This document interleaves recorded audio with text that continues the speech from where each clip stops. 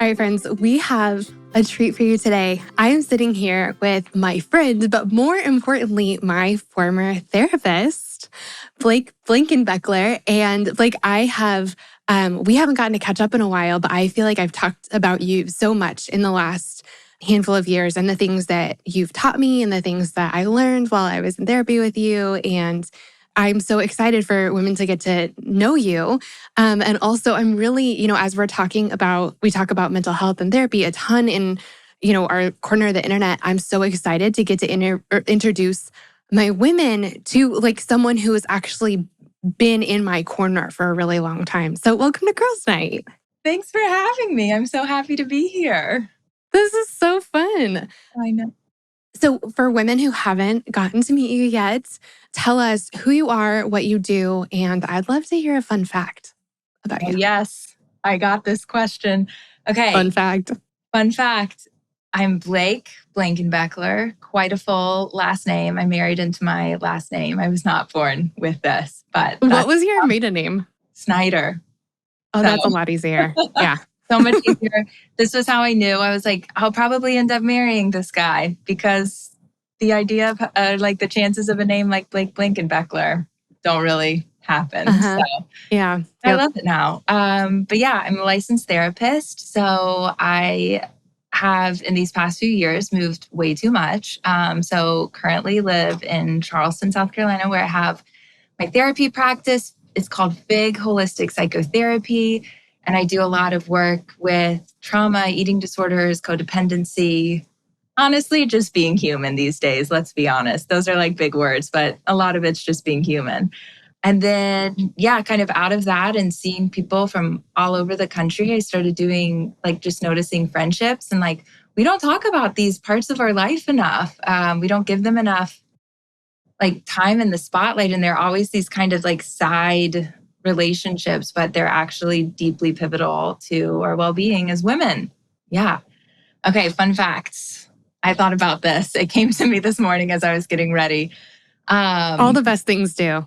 Yes, it's really true. I thought about it and I was like, what is this? So most normal moms put their kids in normal sports like basketball, tennis, soccer. My mother put me in water ballet. So yes, I grew up doing synchronized swimming. So Monday nights, I went to this pool at Queens College in Charlotte, and me and my little friend did synchronized swimming. Synchronized swimming is really hard. Oh, it's very hard. Yes. And this is novice level, elementary school vibes. But had a teeny tiny, you have to wear a nose clip so you don't get water up your nose.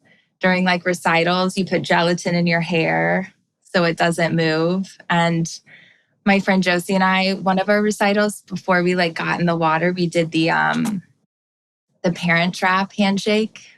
So that was a big thing. So it was a full circle moment. I was just in Moab and celebrated her wedding to her beautiful wife. And so fun. Oh my, did you guys do the parent trap handshake? We did not do that. I mean, I actually don't know that I totally know it, which is kind of shameful. I know everything else about the parent trap, but I don't know that it was ever my thing with one of my friends to do the handshake. So I don't know, maybe I'll get Carl to learn it with me. Yes. I mean, I feel it's a pivotal moment in the psyches of all 90s kids. Yeah. I know all the songs. I know everything. Yeah. And now having twins, I'm so it's just meant to be. Okay. I really love knowing that.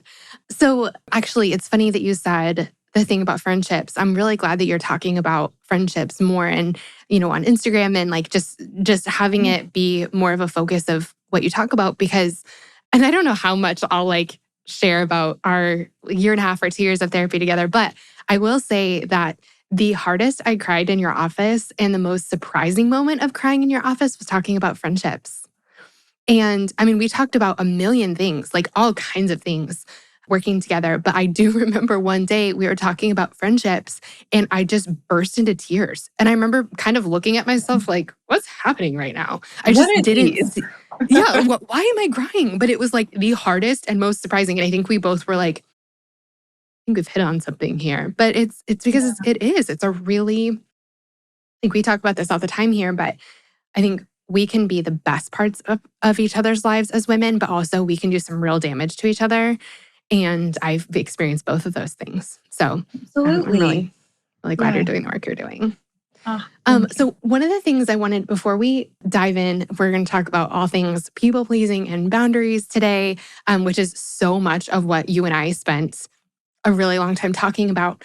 But I want to talk about therapy for a second. And just as we're kind of in a therapy theme for the summer, I wanted to share why I started seeing you in the first place. I think that we have this kind of misconception about therapy where it's like something really bad and really sudden has to happen. And then you have to go to therapy like immediately after. And I've done that in life, like after a big car accident or different things like that. I've like gone immediately into therapy and it's been so good. But when I reached out to you, I had been feeling like there were some random things in my life that like potholes almost that I kept like tripping into. And it was like, man, I'm really anxious about this thing. Or I feel really guilty about this when I do like when I say no to a friend, I worry for like 2 weeks that they're mad at me about it. Or Yeah. I keep getting in this recurring fight with my mom. Or, it was just like this random list of things. And I started to just write them down. Like in my phone, I just wrote them down and it was like things to talk about in therapy. And then finally the list got like long enough. And I think what I was feeling was actually just a lot of anxiety, but I didn't really have language for that yet. But the list got long enough and the things on the list became annoying enough and hard enough that I finally was like, I think it's time. And so I reached out to you and I remember in our first session, like I've been in counseling before and also both my parents are licensed psychologists. Like I'm Yeah. well versed. But I remember sitting in your office feeling so nervous. And like, I think I even made like a therapy joke, like, should I like lie down on the couch? Or like, I don't know. I just like made some awkward. Like, even though I was really like well versed in therapy, I just still was kind of uncomfortable at the beginning. But I remember walking out the first day going, this is the best thing that I could do for myself, but also the best thing I can do for Carl, for my future kids, for my work, for my friendships, for everything. Like, this is just going to be really impactful for everything. And it was. And so I just want to, like, if there are women sitting here, thinking like, I mean, the idea of therapy has crossed my mind a time or two. What encouragement do you have for them about like how therapy could maybe help them? I think there's so much like thoughts of like what actually happens in a therapy session. And it's a lot less sexy than you may think, but it's also it's different. Like it's a challenging, curious, compassionate conversation that is just about you. Certainly as the therapist, like I'm sitting there, I'm with you, but the focus, the impetus is not on me. And that can even be really scary. But I think like how generous to let ourselves have a space that is just for us to slow down, where there's not like and I do long-term therapy with folks. So it's not like, okay, here are your 3 steps, like get on with life. It's not really about symptom reduction. It's about how do you come back into yourself? How do you unlearn even some of these messages that you got? Like, you're too messy, you're too sensitive, you're too much. Like, it's bad to say no. You always need to be compliant with others. You always need to give of yourself. And just this space to begin thinking, like, what if there are other options? Like, what if there are other stories? I often say, like, I work with parts. So it's like we have our anxious parts, we have our really angry parts, we have sometimes our really sensitive parts. And a lot of times when people come to therapy, the idea is like, okay, I just want to get rid of this. I just want to be happy and I just want to feel good. And I'll be really honest and upfront with them. Like, I hear you. I totally get that. I feel the same way. And we're going to slow it way down. We're going to look at like why these parts even showed up in the first place. How do we turn towards them? How do we have compassion for them? And how do we integrate them so that in the moment when you're triggered or when things happen, you have more options than either say just reverting to people pleasing or reverting to freaking out, that you can slow yourself down. And like you said, like I got chill bumps. Like, You doing this work changes you, it changes your marriage, it changes your family, the generations to come. Like it Yeah. is such beautiful work. I love that. I love that. Mhm. So, one of the things that came up over and over again was this tendency I have towards people pleasing. And it came up in several ways. And so I've pulled like, I think four of the things that we like really, really talked about. And these things changed, talking through these things, really working on these things, practicing these things really changed my life. And I know that I can't be the only one who struggled with these things. And so I just want to You're talk through not. them, like, just to give people who also struggle with them like a starting point. And so I think that a lot of us, maybe especially as women, would identify as people pleasers. And so I wanted to start with, can you kind of like define this for us? Why do we struggle with this? Where does this come from? And I have no idea what you're going to say, but I know that it's going to be really good. Because I'm like, you've made some sort of connection that I don't know about where this comes from. So I'm excited. There's so many things. We can name the patriarchy first and foremost, but I won't get into that because it's just so like broad. We won't go quite that broad strokes. So I'll bring it into the minutia. Okay. People pleasing is this thing, it's this way of being. A lot of times it's unconscious, meaning, and what unconscious means is we don't know that we're doing it. It's just like right out of mind. It's like, yeah, I do this thing to do this thing. But it's essentially a way of staying attached and connected in relationships. And it's something that we learn really early on. So when you're a little baby or toddler per se, like if your parents don't love you, and I'm going to make broad strokes, if your parents don't love you or they're not supporting your survival needs, like you will die. And so it's pretty dire and intense.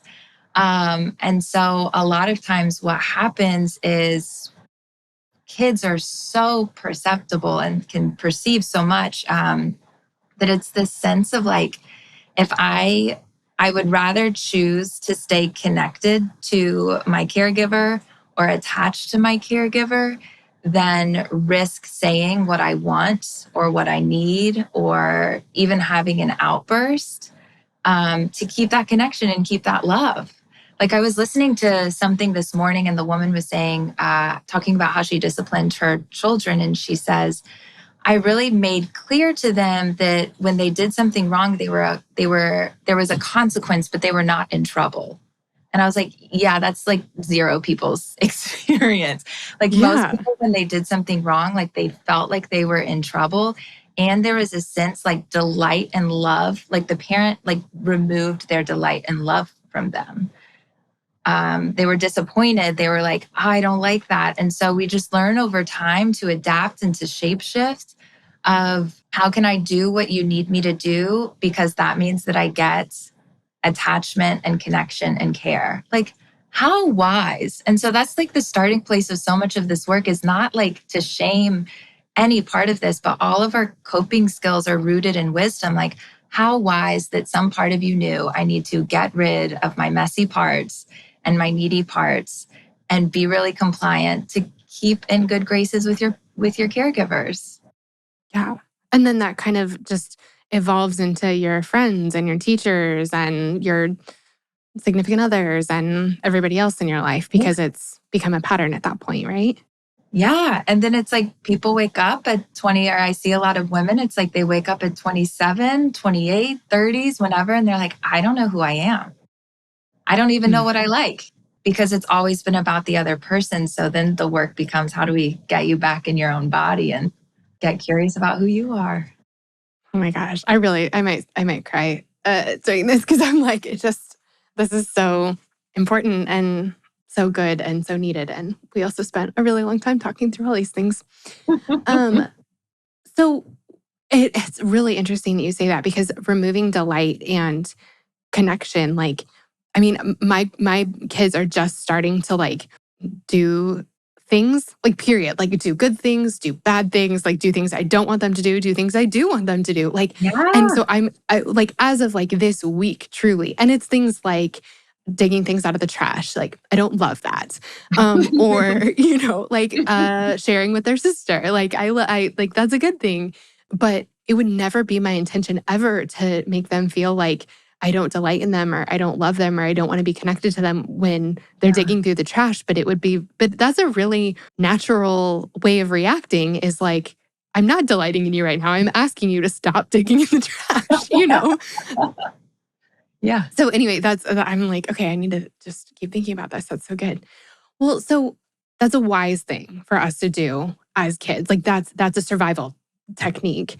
But like, where is the good and the bad in that? Like, because there is a degree of like, throwing temper tantrums is not something that we should continue doing into our adulthood. But also, like, where's the line between it being important that we're messy and that we're honest, and also, Like, how do we take responsibility too? Like, we can't just. yeah, like, is it really a bad thing for us to adapt to being more easier to connect with or something? Like, where's that good and where's that bad? Yeah, I think I've noticed lately, like, I mean, you go on social media, there's so much talk about like, no is a full sentence, like, just have boundaries. And they're very harsh and like, they're not connected boundaries. So it's like, it's very, I mean, even I think about if someone was if a friend was just to like look at me and be like, no, that would be like my body backed up. Like, it would be really alarming and that would not feel good. Mhm. Versus, can a friend look at me and say, hey, I know that this is really important. And thank you so much for inviting me. And like, just with everything that I have going on, I just don't have the margin to come and I can't. Like, I love Yeah, you. I'm sorry. This sucks. We can both have feelings about it. And that, oh, like, a yes, lot better. okay, I get it. So much better. So I think it was, gosh, it was like this old clip. I remember Kristen Bell saying, she was like, my therapist always said, honesty without tactfulness is cruelty. And I really appreciated that. Ooh, I like that. I like Right? that. Like, we can give compassionate no's and have compassionate mess and also take responsibility. Like, even this idea of asking our friend, hey, I am struggling with something so much. And it's like, I just want to vent. Do you have space for that? Just even asking the question before just going straight at it is really kind. And I think ways that we can be responsible and conscientious of others. Yeah. So I want to get into the like kind of these different, I want to like, there's so many things I want to dig into. So let's like pick one. Yes. So one of the ways that I saw this coming up in my life a lot, like people pleasing, was that I had a hard time saying what I wanted and what I needed and what I didn't want.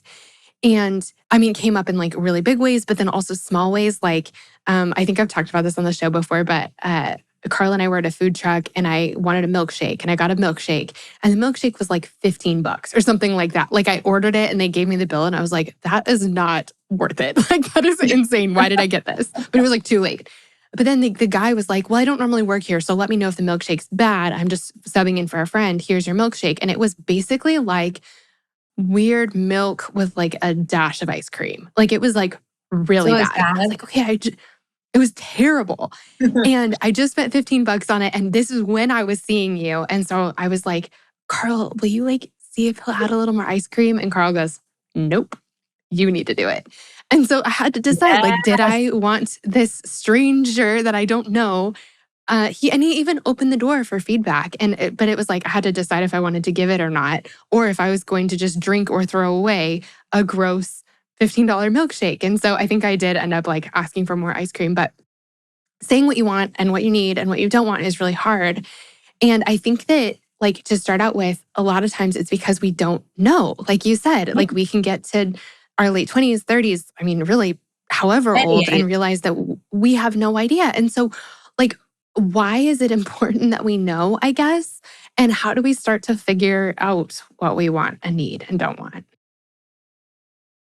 I think it's important to know what you want so you can know, like, if you know who you are, you know what you need and you know what you want and you know what you don't want. It's a slow process. So I say that line altogether, but it's a slow process.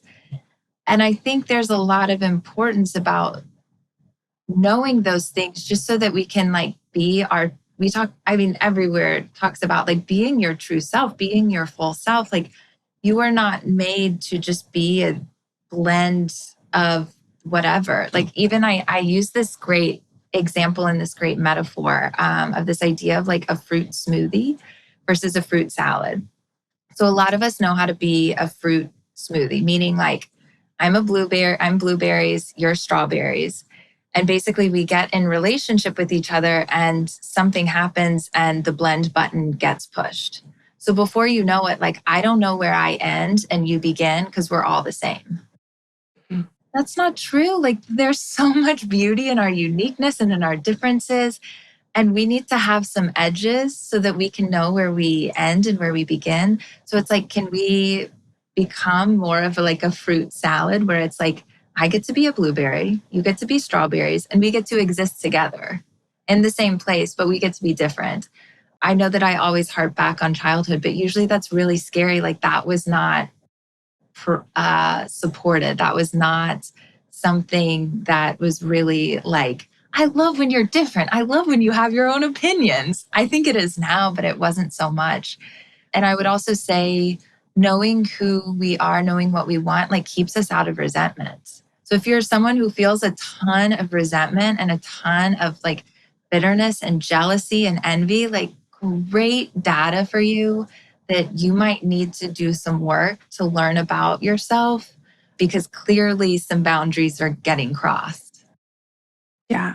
I'm glad that you said that because I think that Brene Brown talks about this some that like you just are able to love other people better and be loved by them when there are some boundaries involved. Like and Yes. normally I think boundaries make it seem like we're separate from each other or we're like there's a big gap between us, but it's just that like yeah, there's not resentment of like getting your toes stepped on constantly. You're able to just like I can't remember which book it's in, but she talks about she was speaking someplace and she didn't want to act like she didn't want to like be perceived as like a diva. And so she just kind of went along with it when they said that they were going to have her share a hotel room with someone else. And she's like, normally, like it's my sleep the night before I speak is really important. And like I usually am in my hotel room practicing and like, it's a really important like thing that I have some time alone, but she just didn't want to seem like a diva. And so she didn't say anything. And the roommate that they gave her was like a disaster. Like the only thing I can remember is she was eating like a chocolate donut and wiped her chocolatey hands all over the hotel couch or something. Like it was just like a crazy, you can't make this stuff up situation. But I think her point was like, if I could have been friends with that lady, I could have like been kind to her, I could have whatever, but I just needed to sleep in my own bed, and I think Yeah. that that's like a good picture of that. You just need like And enough space to get a good night's rest, and then you're a yeah, lot better with everybody else. can we be courageous enough to say, like, I need my own room. I need a new milkshake. This one actually doesn't. Like, I remember I was somewhere and they're like, how was your drink? And I was like, yeah, it was not good. And he was like caught off guard. Like it was almost like he expected me to say, like, oh, it was great. And I was like, yeah, I think something was bad in it. Like it didn't taste how it should. And he's like, oh yeah, so sorry, so sorry. But like it's worth we are worth a $15 smoothie or milkshake that tastes like a milkshake. Or Good. like your $20, however much it costs, your drink is worth like not bad ingredients. Yeah. And I think that's kind of one of the things that is really hard is like believing that our comfort or our desires like trumps making someone else uncomfortable. But I think really the other person, like that guy really wanted to make me a good milkshake. Yeah. And like I gave him $15 for it. It's like the trade-off is there. I don't think most people would want us to just like suffer in silence. No, and especially as women, we have a contorted relationship with pleasure. Can we have it? We shouldn't have it. It's indulgent. Even this idea of like coming to therapy every week is like, I don't know about this. This costs a lot of money. It's all about me, like da da da. And it's like, gosh, that tells such a bigger story of what it means to take care of ourselves and how hard it is and how convoluted it's been to do these things. Yeah. The other thing that I was thinking is like when it comes to saying what we want and need, the Yeah. more we can practice in little ways, the easier it is to speak up in big Oh my gosh. ways. Like, have you Huge. seen that to be true? Yeah. So the psychological term, or kind of what we're working with, is something called frustration tolerance. So a lot of times when I think about frustration, so say people pleasing, it's like you're actually always going to feel frustrated. So frustration is a normal part of life, like welcome. It is frustrating to start sipping a really bad $15 milkshake. That kind of frustration like leaves you stuck and it leaves you the same, especially if you keep frustrating yourself in the same way. Versus there's this other kind of frustration that you had to frustrate yourself. And even Carl frustrated you when he was like, no, you gotta do your work. Mm-hmm. And you said, actually, can you add some more? Like you had to frustrate yourself to do that, but it also led to something new. So we have to increase our frustration tolerance. So yes, starting with strangers, obviously we want to be nice and kind to the incredible, service industry. That's not what we're talking about. But even as simple as you get to a restaurant, here's a great example, and they sit you at a table that's like right where everyone's walking by. Can you have the courage and frustrate yourself enough to say, hey, can I actually have the table by the window over there? Like, can I have the booth actually? That would be better. Start so small. You do not have to Yeah. do the big leaps. They're just very, very small. And I think the beautiful thing is these things, when once we start doing the work, like the world will present opportunities for us to be like, actually, no, I don't want to share my fries. Like Yeah. you can get Yeah. your I own. know. Yeah, Yeah. I don't want to share my fries. Um, so it's like you're going to be frustrated either way. Mhm. But or you're going to be uncomfortable either way. Like, Yeah. because you're going to be uncomfortable either way. You're either going to be like sitting in a seat in the restaurant that you really don't want to sit in, or you're going to have to be uncomfortable and ask the person to reseat you. Yeah. Like, just sitting in the chair in the seat you don't want doesn't actually accomplish anything. And also, you haven't really done the person who sat you a favor. Like, it doesn't, I mean, it's like a little bit more work for them, but not that much It's to really reseat you. Yeah. Whereas, like, if you practice saying what you need, you'll be able to do it again next time. You're like, that discomfort actually helps you grow. Is that what you're saying? Yeah, absolutely. It's helpful because it helps you do the bigger thing and the bigger thing over time where it's going to be uncomfortable to say, tell your friends, like, hey, actually, when you asked me that or when you shared that, like, that really hurt my feelings. That's not always the place where we have to start. We can start really small, like, hey, with a stranger. Yeah. Because sometimes Yeah. it's easier to deal with the stranger's perceived disappointment in us, which again, they're not thinking about us, but that's a lot of our people pleasing stuff is like, oh my gosh, they're so mad at me. I'm the worst person in the world. I just need to like get it together and clean this stuff up and be easier. But Yeah. it's not the case.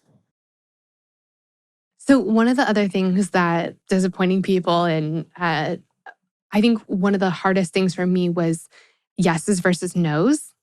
And I think in some ways we've had a little bit of a reprieve from this as we've all been kind of stuck in our house. Like we haven't been able to really make many plans anyway. But as the world has been like changing again lately, I feel like so many people I talked to were like, I had nothing on my calendar forever. And then now I have so much.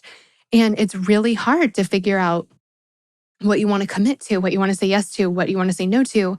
And I think a lot of times, especially as we were working together and kind of working through this, I'd say yes to something, but then feel really resentful because of it. And I'd feel really overdrawn and really frustrated. And I'd be mad at this person, even though they had every right to ask me. And I could have just said no, but I didn't feel like I had the freedom to say no. Or we say no, but then we feel really guilty about it. Like, how do we navigate our yeses and our nos? How do we figure out what the right answer is to give? I don't think there's always a right answer. So I think that's like the first thing is like this idea of this very bifurcated, like the stars will align or won't align if you say yes or if you say no. Like just to even take some of the pressure off. And I love what you said because a lot of it's just experimenting. Like, oh, I said yes to this thing at 8:30 on a weeknight and I found myself super resentful about it. Like, oh, maybe I need to be more conscientious of my time. Like I have to get up early on Thursdays. I have to get things done. Like it's not good for me to be out until 10:30. Like I'm not a kind person the next day without great sleep. Okay, so that helps me know. Like when I say yes to things, I try, like even for me personally, I don't say yes a lot during the weeknights, just because I want to be really clear and get a good night's sleep. Like that's more important to me than connection sometimes. And I like this idea that to be able to say yes, we have to have our no's to say yes. It was really helpful. Someone shared this story once where they were wanting to be friends with someone, they were working together, and so this person was like, "Oh my gosh, I want to be your friend. Like, let's hang out. I would love to. Like, I just have really enjoyed getting to know you." And this other person said, "You know, I would love to be your friend, but I've never seen you say no.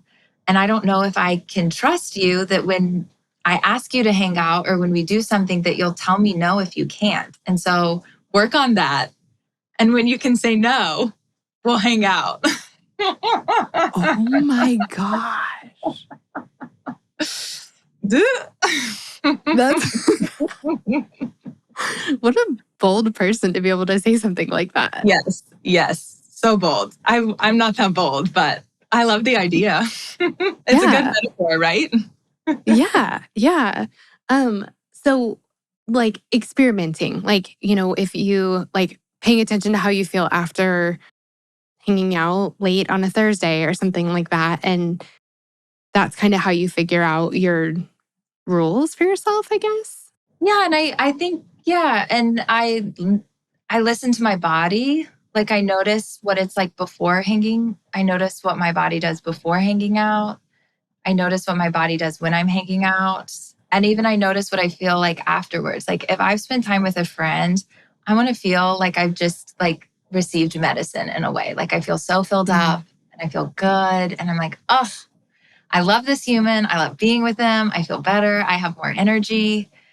Versus, I mean, it was even helpful when I would come home after hanging out with certain friends, and my husband would be like, "Ooh, you're like a little more negative than usual. Like, what happened?"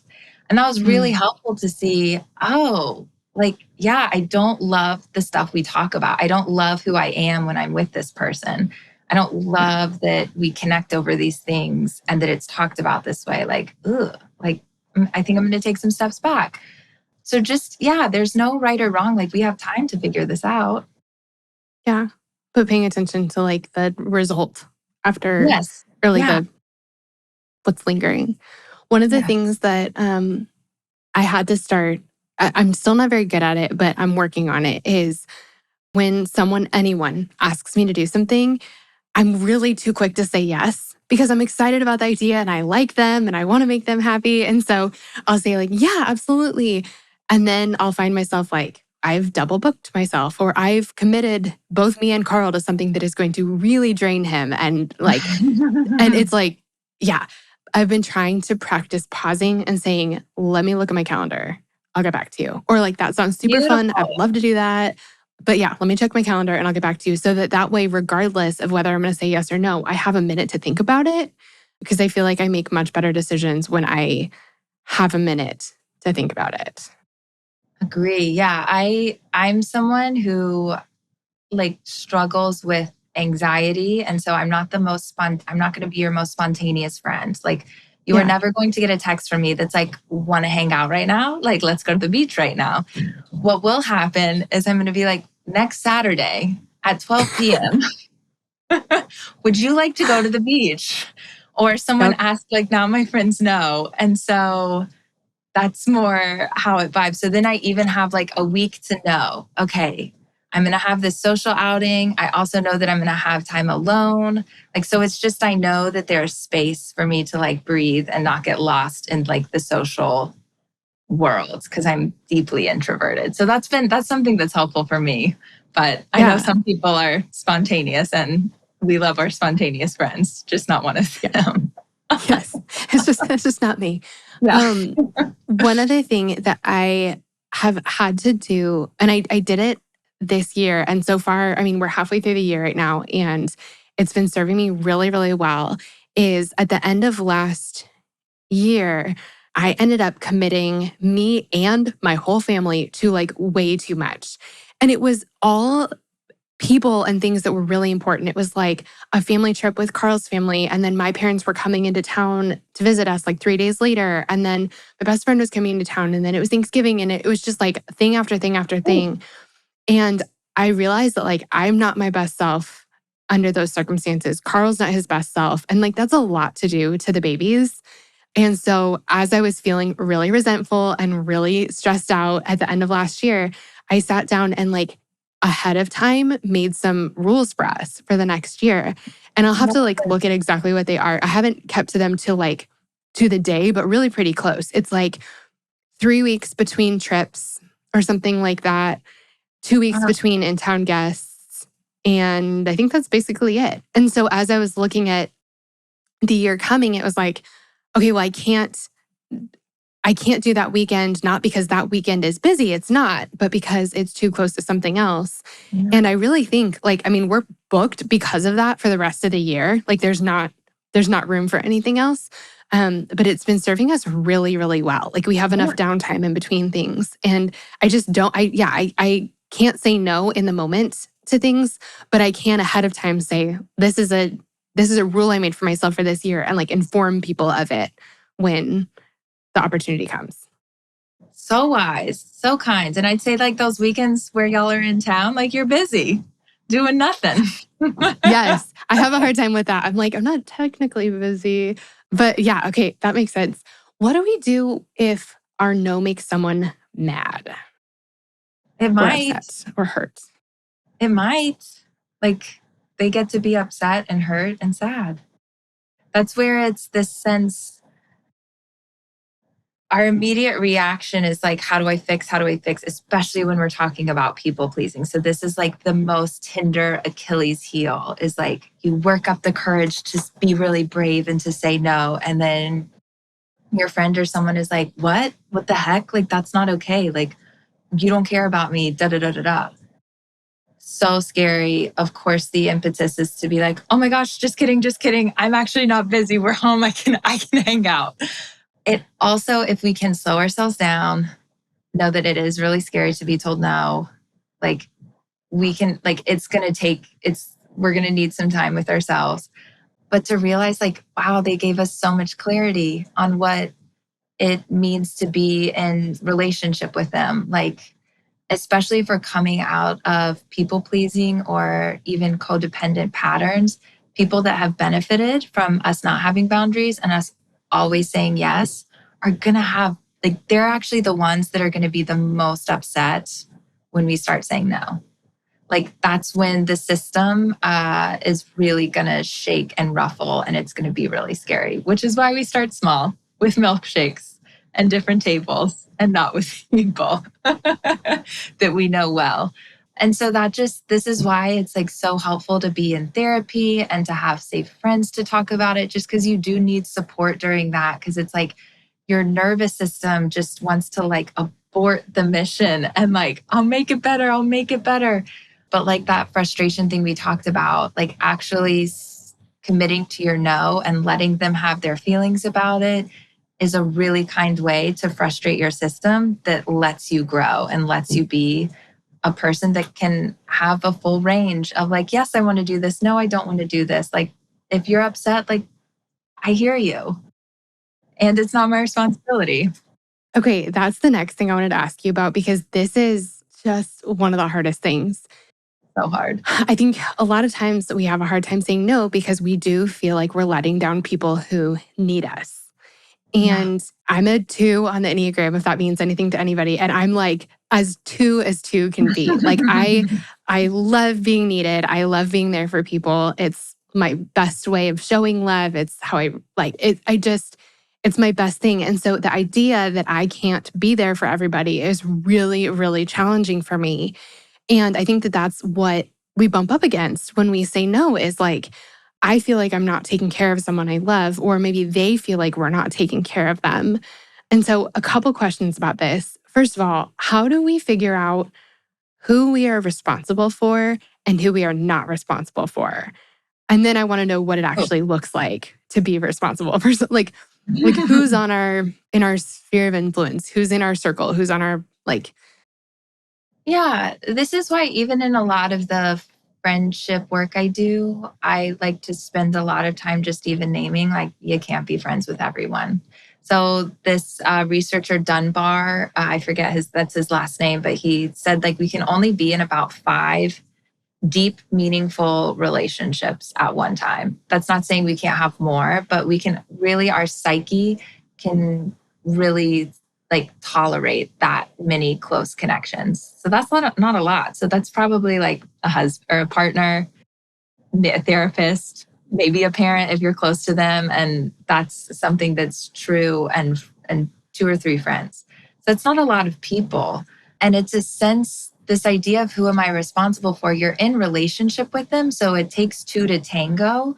So I think you are responsible for if there is a problem, if there is something that's like not, it's like disturbing the connection, it is your responsibility to bring it up. Like it is your responsibility to name that of like, even with our, like, and it's certainly a lot easier to do with the people we live with because we live with them. So you can feel the tension.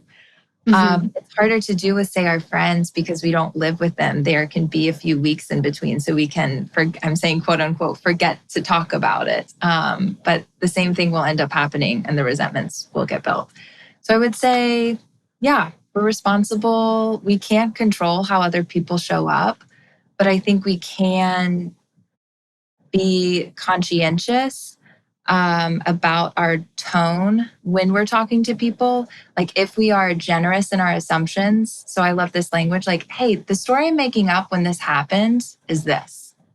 It's going to create an entirely different response in the other person and create like oh, I'm not being told I'm bad. Versus if I was to tell like, hey, you're like, that sucks when you do that. Why would you ever think to do that? Like, why would you think that I want that? Like, that just makes someone lean right away. So I think that there are ways that we can, and how we communicate what we need or don't need from the person can really change how they show up to us. Does that feel clear-ish? Yeah. Well, okay. Yeah, that makes sense. But like, I hesitate saying no to people because I feel like I need to take care of them. Like I need to be there for all the friends who need me, or I need to, answer the phone every single time it rings, or I need to have, a really long time to like talk through something with someone. And so if I say no to someone, like I'm leaving a need in them unmet.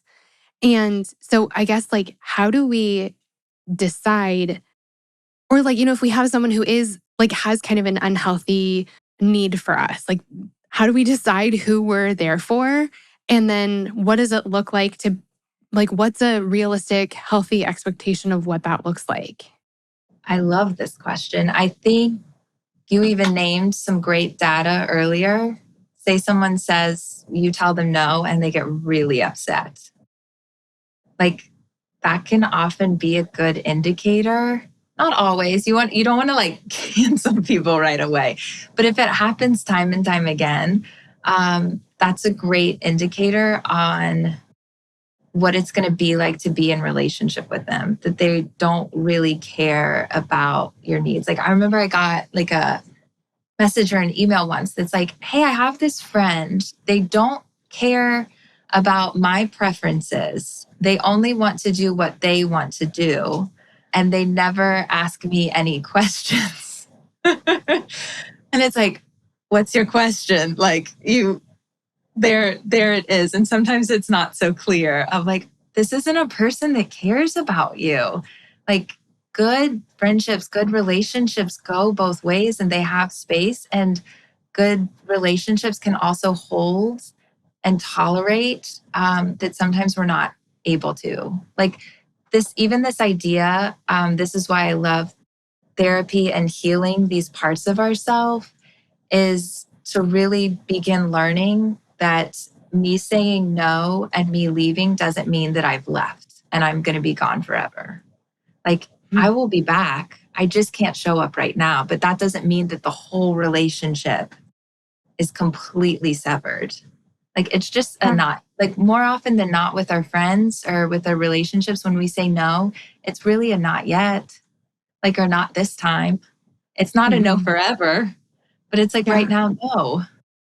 Yeah. Right now, I can't. But I'm sure that there are other times where you can.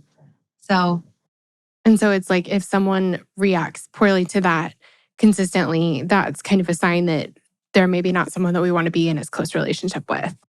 yeah, like we don't have to end the relationship, but we just don't, we can know and hold like, oh, I probably won't be as close to this person because they're not going to be safe. They're not really going to champion me coming more into my authentic self and like knowing more about myself. Like, oh, I actually don't like when we do this. Like, I don't like going to the movies. It's not fun. I can watch TV at home. I want to talk to you, but that might be all your other friend wants to do. And that's okay.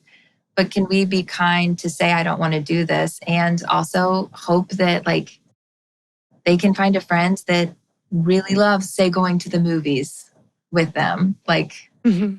mhm. Yeah.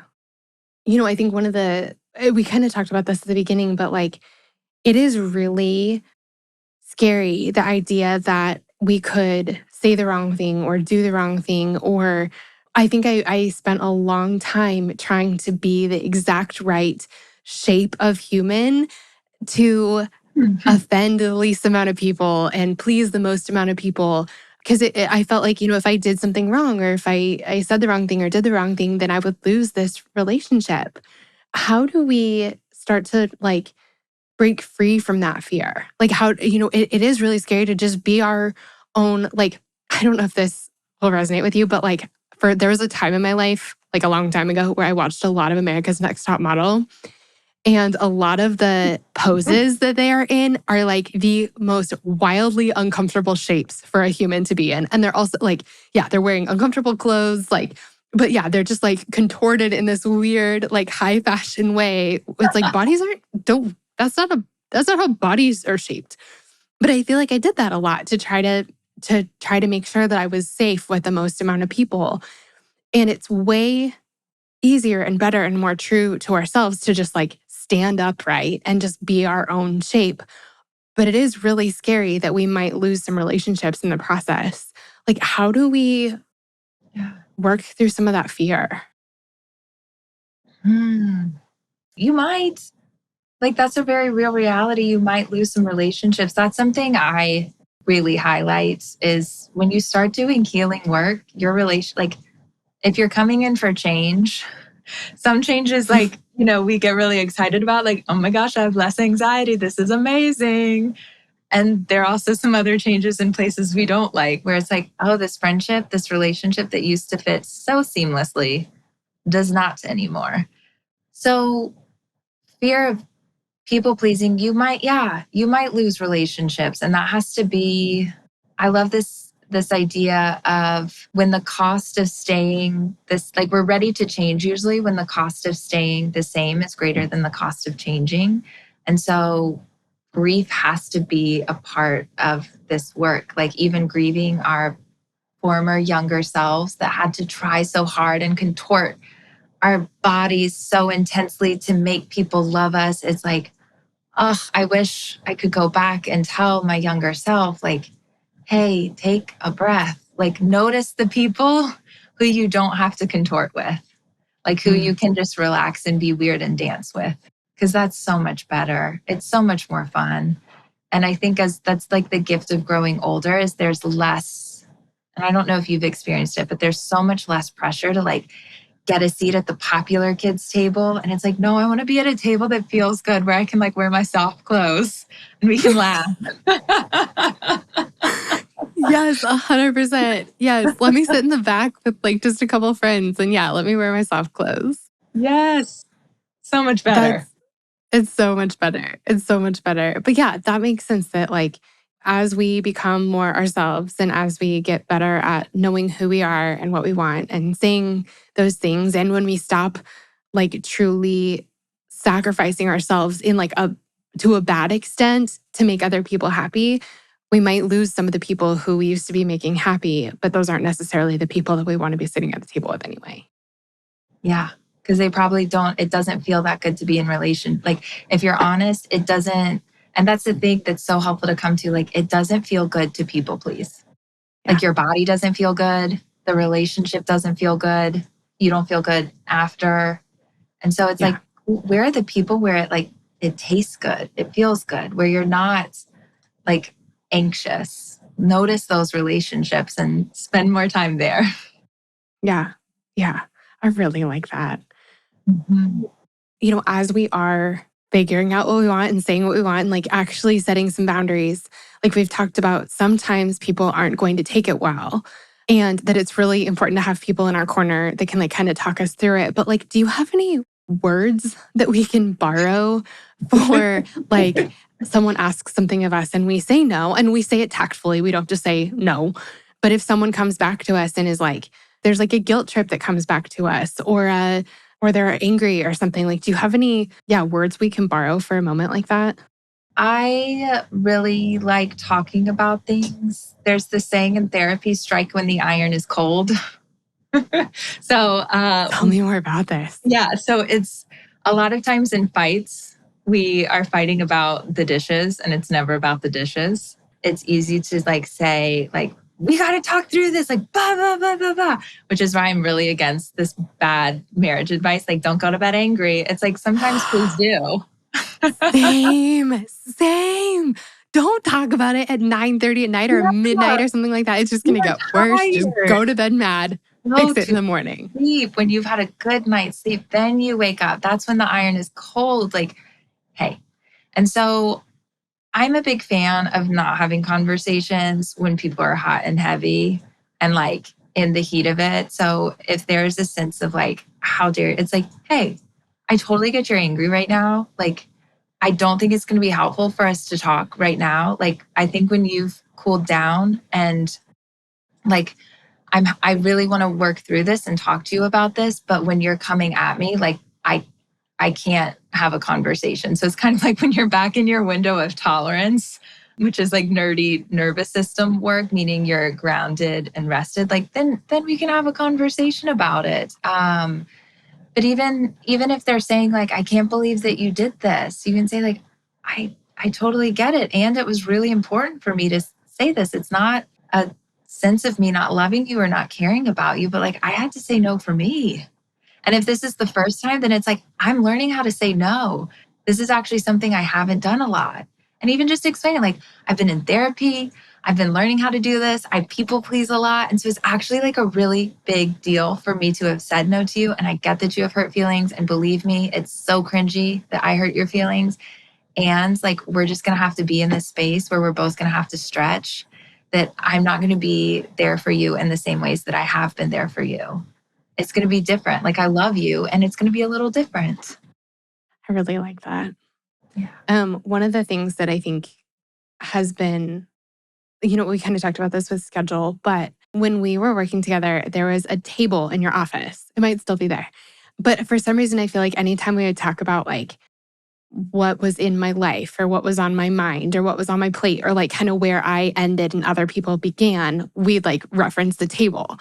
And so I picture that. And so it's like, what's on your plate or something. But the more I think about that ahead of time, when it comes to my schedule, when it comes to who matters the most in my life, like Yeah. that's honestly been one of the biggest things that set me free is to, like, the crass way of saying it is to like rank my people.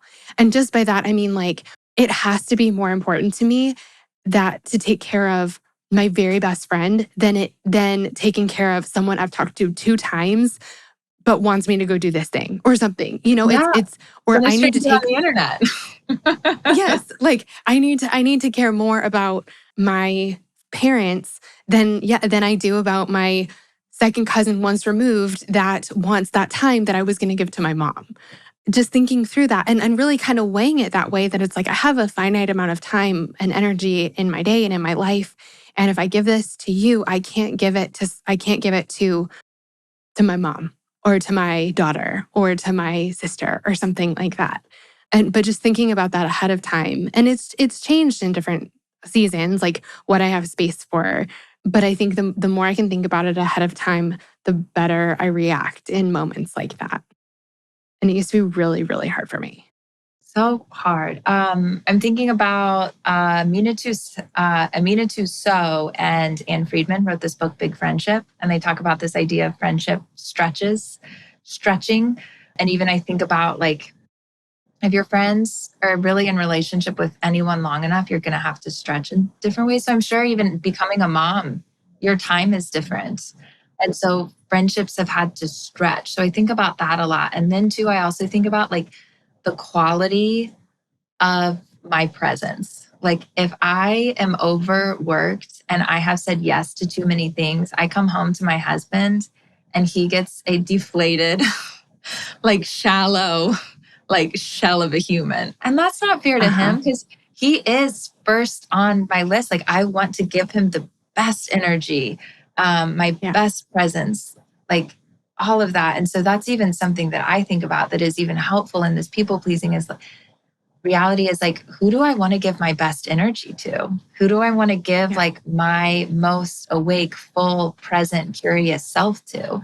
Am I giving it to like all these people that I'm not actually that close with, or am I giving it to my best friend, to my kids, to my partner, etc., to my parents? Yeah. I love that. Like for women who are just kind of working through this right now, do you have any like last things to think about or practical takeaways or anything else that we can just have in our back pocket as we're trying to, I don't know, figure out who we are and break free from some of this people pleasing? I would say you could experiment and find 2 or 3 things to say no to this week. Like if you're listening to this, here's your next challenge. Like say no to a few things this week and just experiment with it. You're not going to do it perfectly. It's going to be real awkward and just see what it feels like. Like again, I love this idea of experiment because it's not to do it perfectly. You're not going to do it perfectly, but it's just to notice like, what was that like for me? Did I make up a big story that it was going to be impossible and it was actually like not that bad? Or was it that bad? And just kind of, start small. Just start small. Even just journaling. Like that's a great way to learn about ourselves. There's often a fear of like, what the heck do I write on the page? And it's like, excellent question. Go write about it. Write about what to write on the page? Yes. Like start anywhere. Just like, yes, go. Again, it's this idea, this like compulsive, like tell me who I'm supposed to be. Tell me who I'm supposed to be. One of the greatest questions I was ever asked, even by a therapist, was like, who are you? Like, who are you? It's like, so scared to be asked that, but so great. Yeah. I love that. I love that. I feel like I wanted to go journal about that. Who are you? Yeah. just some light existential journaling. I know, seriously. Like, thank you so much for being on today. I am just so grateful for all of your work in my life and for the I don't know, 100 hours or something like that we spent together walking through all of this. And I'm so glad that you're doing the work that you're doing. And we'll link to all of your stuff in the show notes. But really, just thank you. Thank you for having me. And thanks for everybody listening. Just like sending so much love and kindness and compassion to our people pleaser hearts. Yep. Yes. Yep. You're not alone. No, not at all.